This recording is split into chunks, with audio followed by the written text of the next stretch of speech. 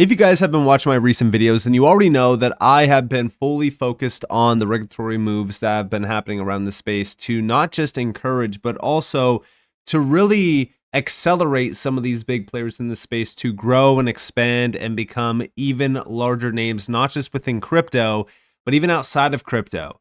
Names like Ripple, names like Hedera, names like Stellar, and it's all happening because of names like the CFTC. These organizations are now starting to flip in a very positive way on crypto. We just witnessed this from the CFTC acting chairman, Caroline D. Pam.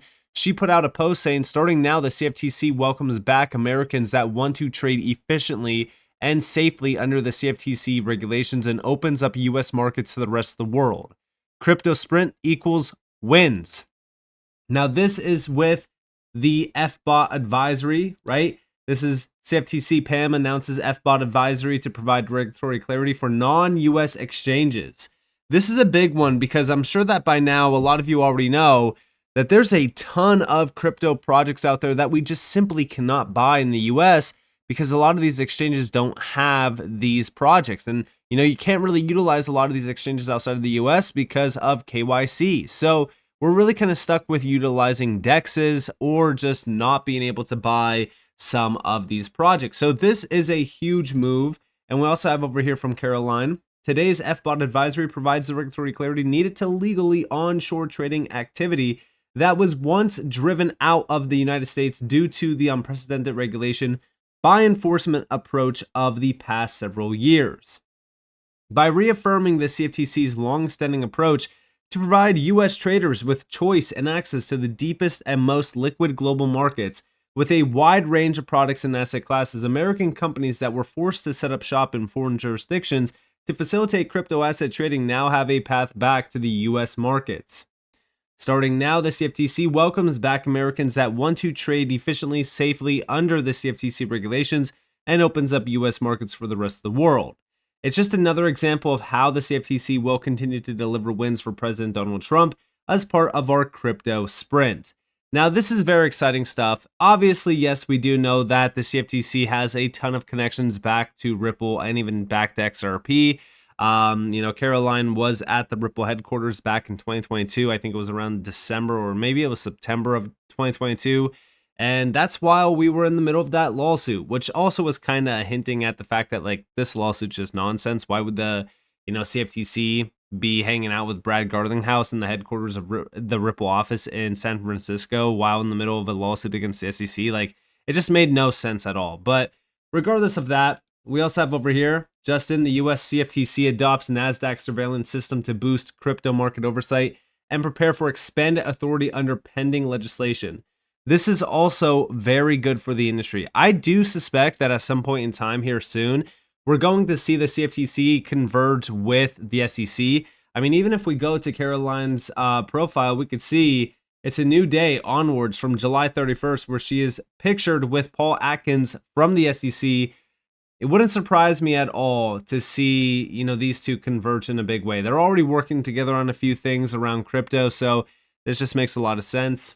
It would, it really wouldn't shock me at all if these two really started to work on a, group push on crypto. But beyond that, we've been seeing some pretty big moves around the US market. For example, we just saw this big update from Faster Payments Council. So the Faster Payments Council is excited to announce the members of the 2025-2026 FPC Board Advisory Group.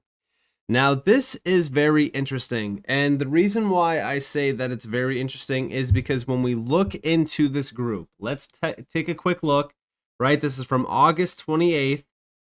So FPC, the US Faster Payments Council, a membership organization devoted to advancing safe, easy-to-use faster payments in the United States, today announced the members of its 2025 to 2026 FPC Board Advisory Group. The Board Advisory Group established by the FPC Board of Directors is composed of industry leaders with broad experience in payments who provide perspectives to help inform the FPC's priorities and initiatives. The new members include, and we have all of these major players. I mean, we have major companies in the US, massive names like American Express, Charles Schwab. I mean, there's so many big ones here.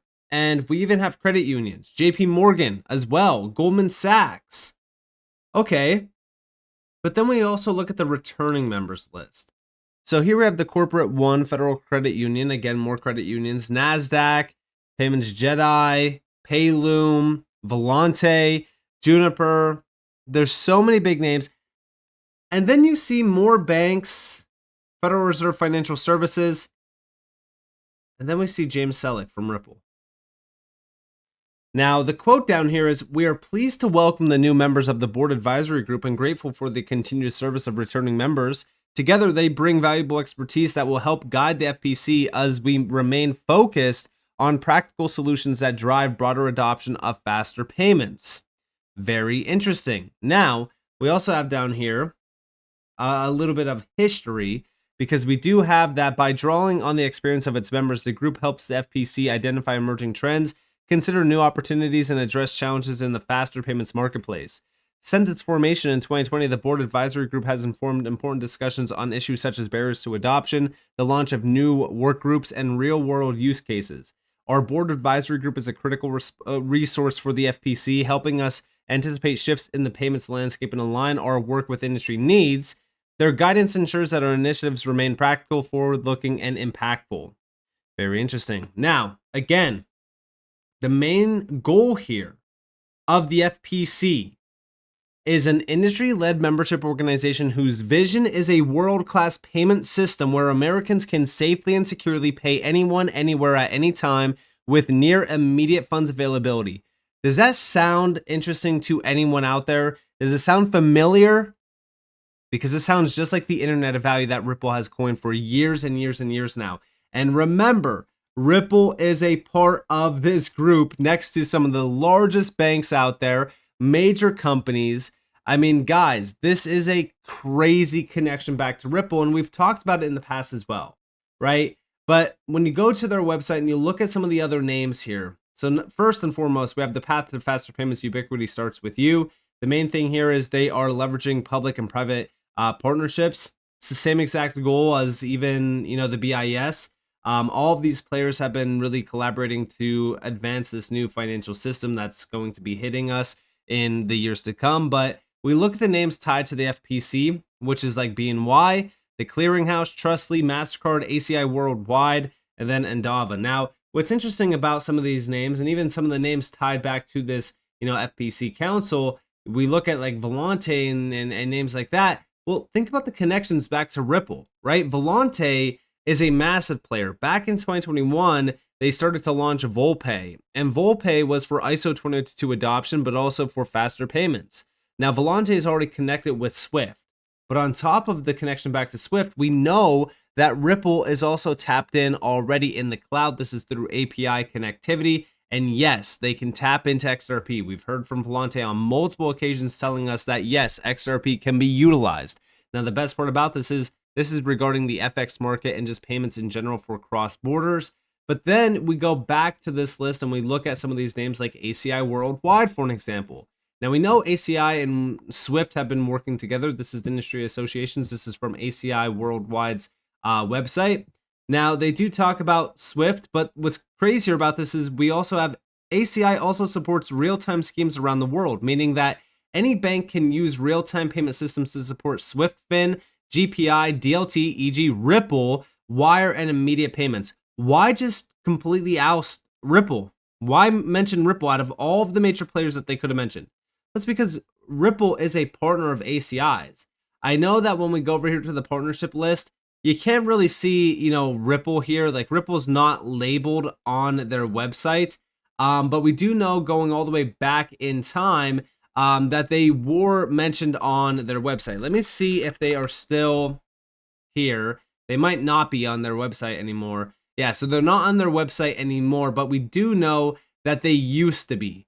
And the reason why I say that is because if we go all the way back to 2020, here we have Ripple partner ACI Worldwide teams up with the MasterCard, with MasterCard, to create new payment solutions globally. Now, this is the only connection that we know of. I believe that back in 2020 and 2021, they were on their website. We used to be able to find it on their website. Today, it's no longer a thing. So did this partnership get phased out? Is there an NDA in play? We don't know. We honestly can't, say for certain, but there is a lot of names tied back to ACI, and you can just go through all the lists here if you really wanted to. It is a substantial list of partnerships. Discover's on here, major credit unions, MasterCard is on here as well. And, you know, again, you could just scroll through this list if you really wanted to. Even Visa's tied back to them, and so many other names. But we do know that they once were a partner of ACI's. I bring this up simply because of the connections back to all of the players tied to the FPC, like, for an example, even MasterCard, which we do know Ripple has been working with MasterCard since going all the way back to 2023. Ripple was named a CBDC partner for the MasterCard's CBDC. Now, again, today, is this still ongoing? Is there still, you know, developments happening around this?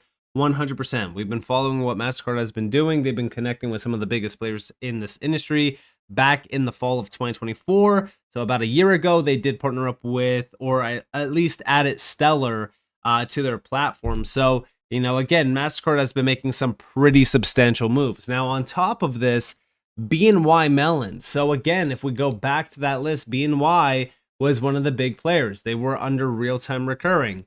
We already know that BNY, if you go to their X account, the first post on their X account is the announcement with RLUSD. We know Ripple has been working with BNY now through RLUSD. Again, this is a huge connection. And this was like definitely one of the largest announcements that we saw this year so far for RLUSD and even Ripple. But building on top of this, we also go over here. So we have, what could U.S. domestic payments providers do to support G20 2027 and 2030 targets? Now, this is all from January 14th of this year. So we have accelerate ISO 2022 adoption. And this is just like really tapping into ISO 2022 earlier, advancing it, accelerating it. It's pretty straightforward. Then we also have collaborate on instant payment systems. This is interlinking domestic real-time payment systems with international ones is central to the G20's vision of faster 24/7 cross-border payments. By the way, that same goal of the G20s is the same goal that the BIS's CPMI group, which by the way Ripple is a part of, that's the same exact goal that they're working towards, making sure that they are advancing the G20's priorities around faster payments. Then also improve interoperability, so standardized APIs. We already know that RippleNet itself, or Ripple Payments, is an API-based platform which could easily be tapped in. By the way, work with organizations like the Clearinghouse and the Federal Reserve. By the way, this is all from the U.S. Faster Payments Council. The Clearinghouse is already tapped in with the Faster Payments Council. We already know that under education and awareness. So there you have another major connection back to the FPC, which could definitely be exposed to Ripple because of Ripple being on that FPC board. We've already talked about it. But also on the bottom, we do have some more things, right? Reduce costs and enhance efficiency, focus on financial inclusion, enhance compliance and risk management. And then on the bottom, we have promote inter-industry collaboration. This is interesting because if we look at this, we have partner with fintechs and startups innovating in cross-border payments, such as RippleNet and Stellar. Again, this is from January of this year, where Ripple is being mentioned from the U.S. Faster Payments Council. But we already know that these two have been collaborating together on a lot of things back in February of 2024, so over a year ago now. Ripple and the U.S. Faster Payments Council teamed up in 2023 for a global survey unveiling key insights into blockchain payment adoption. Now, they just go over a few, facts here, but we go and look at the breakdown of just the front page of this, and we have Ripple and the U.S. Faster Payments Council. Blockchain and crypto in payments, transforming the way money moves. We now have leaders in Congress on both sides of the aisle championing the legislative solutions. The dialogue around crypto is much more sophisticated than it was 2 years ago. The special report from the U.S. Faster Payments Council and Ripple on the transformative opportunities of crypto-enabled payments and what leading providers expect next. Among the survey highlights, an overwhelming majority of providers see crypto-enabled solutions as a key to bringing speed to sluggish payment markets. Lower cost of domestic and international payments is crypto's primary benefit. Few enterprises currently support blockchain-based payments, but it is only a matter of time before more widespread adoption takes place. The pace of broader acceptance hinges on one critical factor: improved regulatory clarity, which, by the way, that's starting to improve drastically. Crypto's environmental footprint is top of mind. How much it impacts usage remains to be seen. But again, this is already happening. These things are starting to advance so much. But we know that Ripple's already working with the US Faster Payments Council. Guys, think about the names tied to this company, to this organization. If you look at the working groups tied to the US Faster Payments Council, look at these names. I know that we just went over them, but again, just think about these names. And they have some significant players tied to this organization as well. For example, just looking at the board of directors. So you have MasterCard here. You have a few companies, Walmart, Netflix, but you also have major banks, banking organizations. Again, this is not a small-time association that's just going to be, a small-time name that's possibly going to be making some pretty big headlines, and maybe they do something big at some point in time. No, like, this is already a massive organization with some of the largest banks out there, some of the largest credit unions, and they just continue to grow more and more and more. And just take a quick look at some of the banks that are tied back to some of these organizations, and you'll clearly see what's happening in real time, which is the old collaborating with the new. We know Ripple is the new. We know that JP Morgan and all of these big banks are the old. And if you guys missed it, yes, at the bottom, you did see JP Morgan Chase here. You also saw Citi on here. You also saw Goldman Sachs. I mean, there's some very large banks tied to this. And we're seeing that open collaboration, that public-private partnership happen in real time. But most people are not looking into this. They're only looking at the price chart. They don't care about all of these fundamentals. They don't care about the boring side of this market. But the boring side of this market will make you a ton of money in the long term. For an example, a lot of XRP holders have been holding and even buying XRP from 10 to 30 cents. Some people got in even below 10 cents. But the main thing is that most of us are looking at XRP as this crucial pillar to this new financial system. And whether or not we see that happen in the next month or 3 months or 12 months, it doesn't matter. We know that this is becoming a reality. We know that a new financial system is on its way. How do we know? Because we've been told by every single one of these documents that we read from the BIS, from the IMF, you name it. And yes, Ripple and XRP are mentioned quite a bit through a lot of those documents. But with that being said, I hope that you guys enjoyed this video. If you guys did, definitely leave a like, subscribe, set notifications on because of more free content. You guys are more than welcome to follow me on Twitter and join the free Discord in the description below. And with that being said, guys, this has been Nick. Thanks for watching. Peace out.